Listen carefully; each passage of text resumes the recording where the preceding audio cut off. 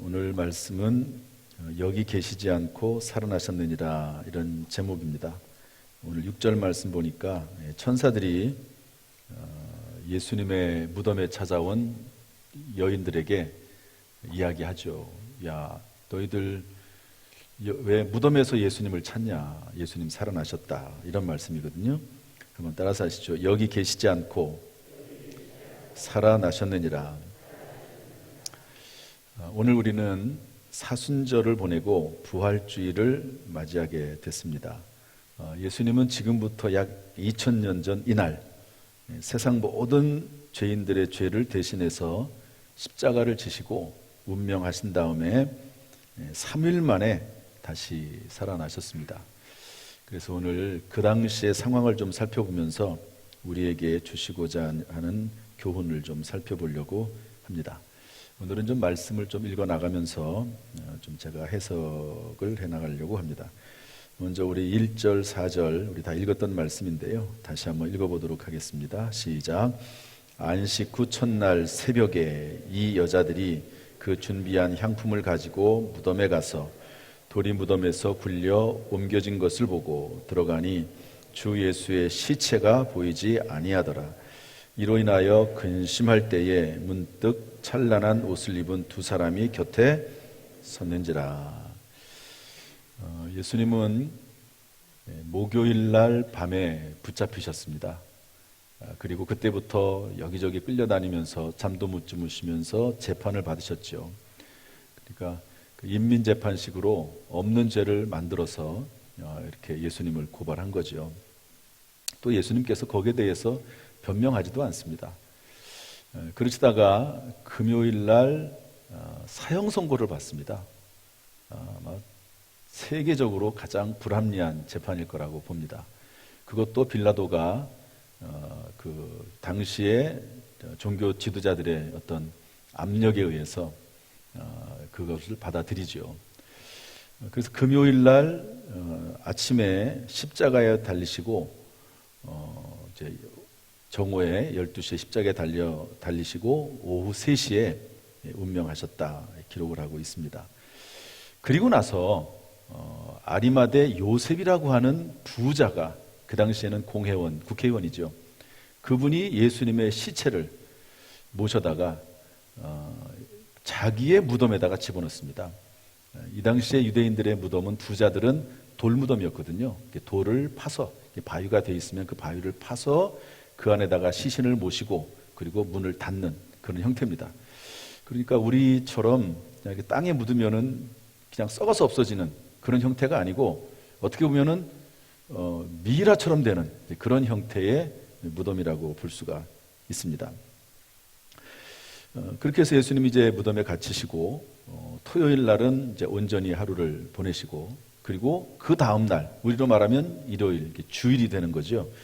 여기 보면 안식 후 첫날 이렇게 되어 있는데 이게 주일입니다. 여러분 우리가 이제 주일 예배를 드리잖아요. 그 근거 중에 하나가 안식 후 첫날 예수님께서 부활하신 것을 우리가 기억하면서 주일날 예배를 드리는 겁니다. 유대인들은 토요일 날도 지금도 예배를 드리거든요. 그리고 이단자들은 자꾸 구약 성경 이야기하면서 우리도 개신교도 토요일날 예배를 드려야 된다 그렇게 얘기하지만 그것은 성경적이지 않습니다. 초대교회 때부터 이미 예수님이 부활하신 날, 또 교회가 창립된 날, 성령이 강림한 날, 주일날을 예배드리고 있었다 하는 것을 우리가 기억을 해야 됩니다. 어쨌든 이 새벽에 여자들이 남자들은요 다 숨어가지고 꼼짝 못하고 있습니다. 이런 때 보면은 여자들이 훨씬 더 용기가 많아요. 그래서 여자들이 준비한 향품을 가지고 예수의 시신에 그 향을 바르기 위해서 무덤으로 갑니다. 그랬더니 돌이 무덤에서 굴려서 옮겨지고 또 들어가 보니까 시체가 사라졌어요. 얼마나 근심이 됩니까? 걱정이 됩니까? 뭐 예수님이 부활하셨다 이런 거 생각도 못하는 거고 도대체 예수님의 시체가 어디로 사라졌을까? 이 커다란 돌문이 어떻게 굴려져 있을까? 그것 때문에 근심하고 있는데 문득 찬란한 옷을 입은 두 사람이 곁에 섰다 이랬습니다. 다른 성경에서는 이 두 사람을 그냥 이렇게 사람의 형상을 가지고 있으니까 사람이라고 표현하지 않고 아예 천사라고 표현을 딱 하고 있는 것이죠. 일단 여기까지의 말씀을 보면은요, 예수님께서 이제 누구에게 나타나느냐 하는 게 중요합니다. 여기 제일 먼저 천사의 예수님이 살아나셨다는 이야기를 천사들을 통해서 들은 사람들은 여자들입니다. 그리고 이후에 여자들은 이제 나중에 천사들의 얘기를 듣고 사도들에게 그 이야기를 전하러 내려가고 마리아는 남아있거든요. 막달라 마리아. 7 귀신 들렸다가 예수님이 고쳐주신 그 막달라 마리아는 남아서 울고 있습니다. 울고 있는데 그때 예수님께서 나타나시죠.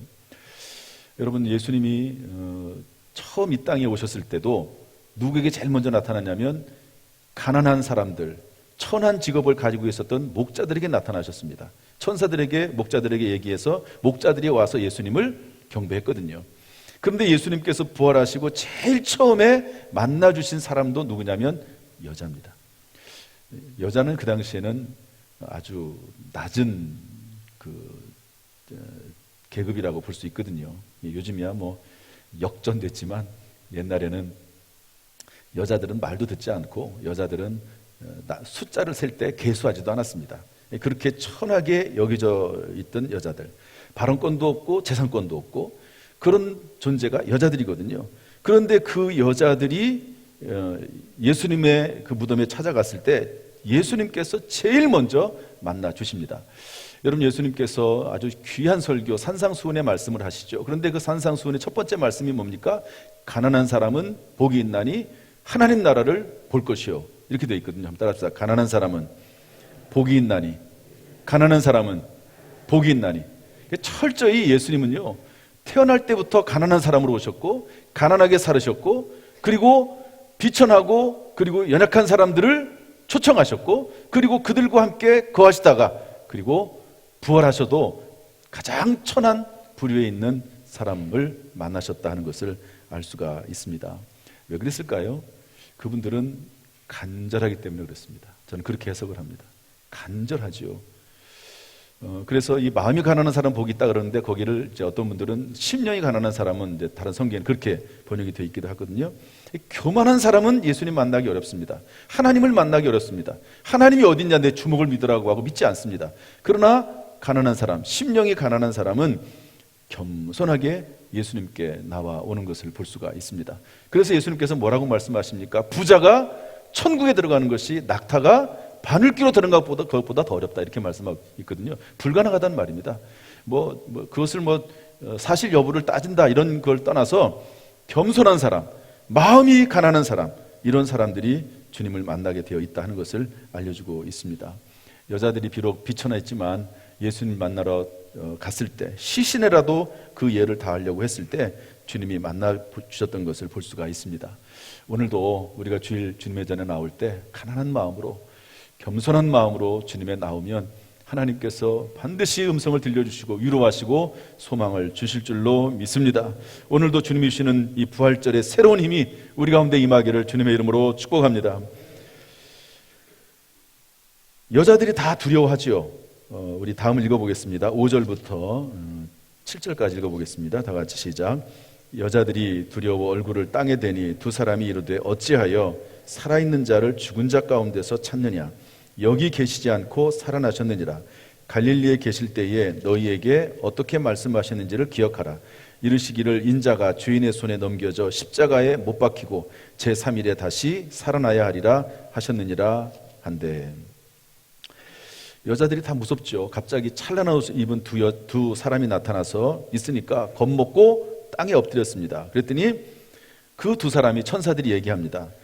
왜 살아있는 분을 죽은 자 가운데서 무덤에서 찾느냐? 예수님은 여기 무덤에 계시지 않고 살아나셨다. 예수님이 십자가 지시기 전에 갈릴리에서 말씀을 계속 가르치지 않았느냐? 그때 하신 말씀을 생각해봐라. 뭐라고 말했죠? 예수님께서 내가 죽을 거다. 십자가에 달려 죽을 거다. 그러나 3일 만에 다시 살아날 것이다 라고 하는 얘기를 계속 했습니다. 그런데 제자들은 안 들었어요. 의도적으로 안 들었습니다. 왜냐하면 제자들은 예수님이 워낙 능력이 많으시고 훌륭하시고 수많은 사람들이 쫓아다녔기 때문에 예수님을 통해서 이 로마 제국을 물리치고 나라가 독립하고, 그리고 그렇게 되면 예수님이 높은 자리에 차지하게 되고 자신들도 함께 무언가를 할 수 있다고 생각을 했거든요. 그런데 예수님께서 십자가에 죽는다고 얘기하니까 받아들이질 않았습니다. 그게 싫었어요. 그런데 이제 막상 예수님 돌아가시고 천사들이 이렇게 얘기하는 걸 보니까 이 여인들은 그때 하셨던 말씀이 생각이 났다 하는 것을 알려주고 있습니다. 한 가지 우리가 여기서 꼭 봐야 될 내용은 뭐냐면, 천사들이 이 여인들에게 예수님의 부활을 증거할 때 증거한 근거가 뭐냐면 예수님이 하신 말씀이라는 겁니다. 말씀. 여러분, 지금은 예수님이 이 땅에 사시는 시대가 아닙니다. 예수님을 볼 수도 없습니다. 어떻게 예수님의 부활을 믿습니까? 그것은 말씀밖에 없어요. 여러분, 성경에 기록된 이 말씀, 예수님께서 부활하시고, 그리고 예수님께서 부활하신 이후에 수많은 사람들에게 나타나시고, 그리고 그 예수님께서 하셨던 그 수많은 말씀들을 통해서 예수님이 하나님의 아들이시구나, 예수님이 우리를 위해서 십자가에서 죽으셨구나, 예수님이 부활하시고 그 예수님과 함께 붙은 자들은 우리도 부활하는구나 하는 것을 말씀을 통해서 믿는 것이죠. 여러분, 우리 신앙생활의 최종 판단의 근거는 하나님의 말씀에 있는 줄로 믿습니다. 그래서 하나님 말씀이에요. 어쨌든 결국에는 하나님 말씀입니다. 어떤 분들은 하나님에 대한 신앙 체험을 하는 분들이 많아요. 물론 저도 신앙 체험이 있고 예수님을 음성을 듣기도 하고 또 예수님을 환상 중에 보기도 하고 그런 면이 있습니다. 그러나 그것이 중요한 게 아니고 정말 중요한 것은 하나님의 말씀입니다. 하나님의 말씀, 성경 말씀에 근거해서 우리의 믿음을 점검하고 확인하고 판단하게 되는 것이죠. 오늘도 이 주일날 나와서 예배드릴 때 하나님의 말씀을 귀담아 듣고 그 말씀이 우리에게 믿음이 될 수 있기를 주님의 이름으로 축복합니다. 오직 말씀에 따라 판단하고 말씀에 따라 행동하고 말씀에 따라 살아가는 가운데 주의 은혜가 충만하기를 주님의 이름으로 축원합니다. 그 다음 이어서 보죠. 우리 8절부터 12절까지 한번 또 읽어보도록 하겠습니다. 8절부터 12절 시작. 그들이 예수의 말씀을 기억하고 무덤에서 돌아가 이 모든 것을 11사도와 다른 모든 이에게 알리니 이 여자들은 막달라 마리아와 요한나와 야고보의 모친 마리아라. 또 그들과 함께한 다른 여자들도 이것을 사도들에게 알리니라. 사도들은 그들의 말이 허탄한 듯이 들려 믿지 아니하니 베드로는 일어나 무덤에 달려가서 구부려 들여다보니 세마포만 놓여 있는지라. 그 된 일을 놀랍게 여기며 집으로 돌아가니라. 그래서 그 여인들이 천사의 말을 듣고 이제 남자들에게, 사도들에게 알리러 가는 거죠. 예수님의 제자들에게. 그 여자들의 이름이 나와 있습니다. 10절에 보니까 막달라 마리아, 아까 말씀드린 대로 7 귀신 들렸던 여자, 요한나는 헤롯 왕, 그 당시에 왕도 있었거든요. 그 왕의 청지기, 재산을 맡은 청지기의 아내입니다. 높죠. 고위직입니다. 고위직 관리의 아내입니다. 막달라 마리아는 천한 여자입니다. 여자들이 아마 다 그 당시에 그렇게 평가를 받았지만 또 아무래도 고위직에 있는 그 부인과 그냥 귀신 들렸던 여자하고는 차이가 있겠죠. 그런데 믿음 안에서, 신앙 안에서, 그리스도 예수 안에서 이들이 함께 거한다고 하는 것이 참 놀랍습니다. 교회도 마찬가지죠. 교회도 보면 참 많이 배운 분들도 있고 가난한 사람도 있어요. 교회도 보면은 부자도 있고 가난한 사람도 있습니다. 정말 여러 부류의 사람들이 있는데 그분들이 서로 믿음 안에서 이렇게 어울릴 수 있다고 하는 게 참 놀라운 일이죠. 그것이 교회고 신앙이다 하는 것을 알 수가 있습니다. 어쨌든 사도들에게 알려줬는데 성경에 뭐라고 되어 있습니까? 그들의 말이 허탄한 듯이 들려 믿지 아니하나, 이렇게 되어 있습니다. 이 허탄하다고 하는 뜻의 말은 뭐냐면요, 이 여자들이 정신 나갔다 이런 의미입니다. 환상을 보고 꿈을 보고 잘못돼 가지고 지금 쓸데없는 얘기, 그런 얘기를 하고 있다라고 판단을 한 겁니다. 제자들은 이 여자들의 말을 듣고 전혀 예수님의 부활에 대해서 받아들이지를 않았습니다. 그런데 이거 당연하죠. 당연한 얘기지 아니겠습니까? 그런데 베드로는 행동주의자거든요. 예수님의 수제자인 베드로. 그 사람은 일어나서 무덤에 일단 무조건 달려갑니다. 예수님이 부활했는지 안 했는지 그게 문제가 아니고 무덤이 벼 있다고 하는데 진짠가 확인해 보러 가는 거죠. 그래서 가봤더니 거기에 예수님의 시체가 없습니다. 세마포, 수위만 가지런히 놓여 있는 것을 보고 이상하다. 왜 무덤 문이 열려 있을까? 예수님의 시체는 어디 있을까? 이렇게 생각하고 집으로 돌아왔다 하는 것이죠. 예수님께서는 이제 이후의 일은 저희가 읽지 않았습니다. 그런데 이후에 예수님께서 막달라 마리아에게 모습을 보여주시죠. 그리고 40일 동안 이 땅에 계시면서 500여 명의 형제에게 보이시고 제자들에게도 보이시고 사도 바울에게도 보였다라고 성경은 기록하고 있습니다. 한번 읽어보겠습니다. 고린도전서 15장 3절 8절 말씀인데 한번 이 당시의 기록을 보도록 하죠. 다 같이 시작.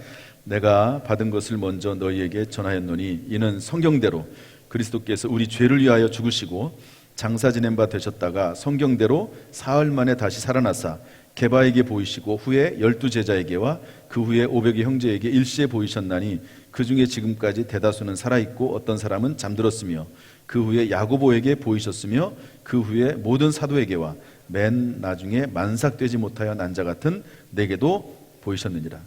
그러니까 이 내용들이 구약 성경에 이미 예언되어 있는 내용입니다. 여러분, 예수님께서 그리스도 메시아가 이 땅에 오셔서 십자가에 달려 죽을 것이다, 그리고 사흘 만에 다시 살아날 것이다 라고 하는 것이 구약 성경에 수천 년 전에 예언되어 있었습니다. 그리고 게바에게, 베드로에게 먼저 보여주시고 12제자 500의 형제에게 일시에 보이시기도 하셨다는 거죠. 그리고 내게도, 사도 바울입니다. 여러분, 사도 바울은 누군지 아시잖아요. 사도 바울은 예수 믿는 사람들을 붙잡아 죽이는 사람이었습니다. 예수님이 거짓말장이 사기꾼이라고 생각을 했습니다. 그래서 아니 도대체 그 예수가 죽었다고 살아나는 게 말이 되냐, 그래서 예수 믿는 사람들, 헛소문을 퍼뜨리고 다니는 사람들을 잡아 죽이는데 제일 앞장섰던 사람이 사도라고 하는 이 바울이라고 하는 사람이거든요. 그런데 이 사람이 예수 믿는 사람들을 잡으러 가다가 다메섹이라고 하는 길가 위에서 부활하신 예수님을 만납니다. 참, 이 사람의 인생을 어떻게 해석을 해야 될까? 인생이 어떻게 이렇게 확 바뀔 수가 있을까? 나중에 이분은 예수 그리스도의 부활을 전하다가 로마에서 목이 잘려 순교하고 죽습니다. 여러분들에게 제가 묻겠습니다.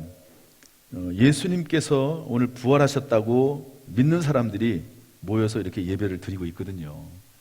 그렇잖아요.